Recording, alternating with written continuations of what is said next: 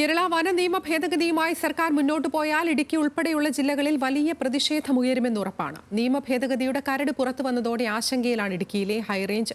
കുടിയേറ്റ കർഷകരെയും ആദിവാസി വിഭാഗത്തെയും ഒരുപോലെ ദ്രോഹിക്കുന്ന കരിനിയമത്തെ ചെറുക്കുമെന്ന് മലയോര ജനത ഒന്നടങ്കം പറയുന്നു.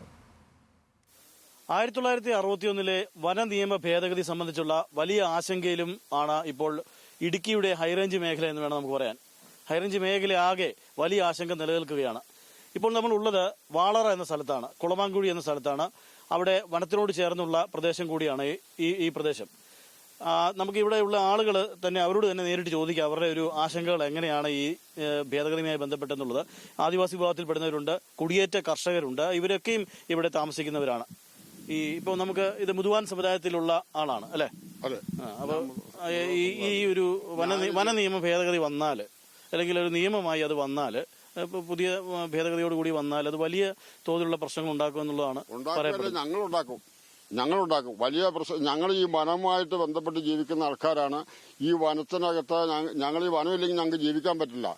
ഈ ഞങ്ങളുടെ കൈവശത്തിരിക്കുന്ന ഭൂമി മൊത്തം അവർ ഫോറസ്റ്റുകാരുടെ ആന തന്നെ മൊത്തം നശിപ്പിച്ചു കളഞ്ഞു. ഇനി ഞങ്ങൾക്ക് കൃഷിഭൂമിയിൽ നിന്ന് യാതൊരു സാധനമില്ല.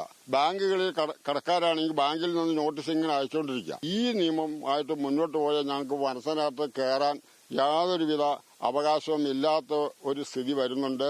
ഈ സ്ഥിതിയെ ഞങ്ങൾക്ക് മറികടക്കണമെങ്കിൽ അമ്പും ബില്ലും മാത്രമേ പറ്റുള്ളൂ. ഇപ്പൊ ഇതിലേക്ക് കയറി വരുന്നത് ഒരു വനത്തിന്റെ ഒരു ഭാഗത്തൂടെ ഞങ്ങൾ കയറി വരുന്നത്. നാളെ അവരവിടെ ഒരു ചെക്ക് പോസ്റ്റ് ഇട്ടിട്ട് നിങ്ങൾ ഇങ്ങോട്ട് കയറാൻ പാടില്ല എന്ന് പറഞ്ഞാൽ ഞങ്ങൾ എന്ത് ചെയ്യും? ഞങ്ങളുടെ ഈ കൃഷി ഭൂമിക്കകത്ത് ഞങ്ങൾക്ക് കയറണ്ടേ?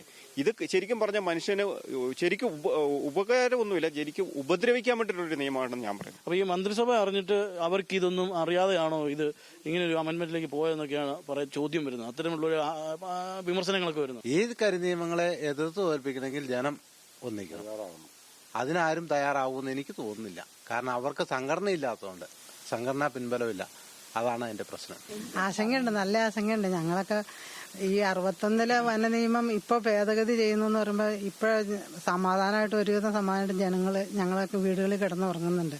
പക്ഷെ ഇനിയിപ്പോ ഏത് സമയത്തും വീടുകളിൽ കയറി പരിശോധിക്കാൻ കാട്ടുപോലീസ് എന്നും പറഞ്ഞ വനപാലികരെ ഏൽപ്പിച്ചിട്ടുണ്ടെന്ന് പറഞ്ഞു. അപ്പൊ അവരൊക്കെ എപ്പോ വരും, എങ്ങനെ വരും എന്നുള്ളത് ആശങ്കപ്പെട്ടാണ് ഞങ്ങൾ ചെയ്യുന്നത്. കാട്ടിലുള്ള വരുമാനം കൊണ്ട് ജീവിക്കുന്ന ഞങ്ങളാണ്. അപ്പൊ ഈ ഫോറസ്റ്റ് സർക്കാരും അല്ലെങ്കിൽ ഇപ്പോഴത്തെ മന്ത്രിയും ഈ നിയമം പാസ്സാക്കിയാൽ ഞങ്ങളെ ഞങ്ങളെ തല്ലിക്കൊള്ളുവാണ് ഏറ്റവും നല്ലൊരു ഉചിതം. കാർഷിക മേഖലയിലേക്ക് ഈ വന്യമൃഗങ്ങൾ കടക്കാതിരിക്കാനുള്ള സാഹചര്യം ഒരുക്കാന്നൊക്കെ പറയുന്നതല്ലാണ്ട് ഇതുവരെ അതിനൊരു നടപടി ഉണ്ടായിട്ടില്ല. അപ്പോൾ നടപടി ഉണ്ടാക്കേണ്ട ഉദ്യോഗസ്ഥരുടെ ഭാഗത്തു നിന്നാണ് ഇതിന്റെയൊക്കെ ഒരു വീഴ്ച ഞങ്ങൾ മനസ്സിലാക്കുന്നത്. ആ ഉദ്യോഗസ്ഥർക്ക് വീണ്ടും ഇത് കൂടുതൽ ശക്തമായിട്ട് നിയമങ്ങൾ മുമ്പോട്ട് കൊണ്ടുപോകാനുള്ള ഒരു സ്വാതന്ത്ര്യമാണ് സർക്കാർ കൊടുക്കുന്നത്. ഇപ്പൊ ഭരണപക്ഷവും പ്രതിപക്ഷവും എല്ലാവരും ഇതിനെതിരെ പ്രതികരിക്കുന്നു എന്ന് പറയുന്നു. അപ്പൊ ഈ നിയമം ആരാ ഉണ്ടാക്കുന്നത്? ഈ നിയമം ആരാ ഉണ്ടാക്കുന്നത് എന്നുള്ളതാണ്. ഇത് ആർക്കു വേണ്ടി, ആരുണ്ടാക്കിയ നിയമം? ഇപ്പം കേരള സർക്കാർ പറയുന്നു അവർ കേന്ദ്രം ഉണ്ടാക്കി, കേന്ദ്രം പറയുന്നു ഇങ്ങനെ കേരള സർക്കാർ ഉണ്ടാക്കുന്നത്. ഈ ഇപ്പം ഉള്ള വകുപ്പ് മന്ത്രിമാരടക്കം ഇതിനെതിരെ. അപ്പൊ ഇതാരുണ്ടാക്കിയതാണ് ഈ നിയമം? അതാണ് വളരെ വ്യക്തമായി അവരുടെ ആശങ്കകളും അതോടൊപ്പം തന്നെ ചോദ്യങ്ങളും ഉന്നയിക്കുകയാണ് ഇടുക്കിയിലെ ഹൈറേഞ്ച് മേഖലയിലുള്ള ആളുകൾ. ഈ നിയമം നടപ്പിലാക്കിയാൽ വലിയ ദുരിതം അവർക്കുണ്ടാകുമെന്നുള്ളത് അവർക്ക് വളരെ വ്യക്തമായി അറിയാം. ഇതിനെതിരെ വലിയ സംഘടിതമായ സമരത്തിലേക്ക് പോകും എന്നുള്ളതാണ് അവർ പറയുന്നത്. Alvin Thomas, news Malayalam, Idukki.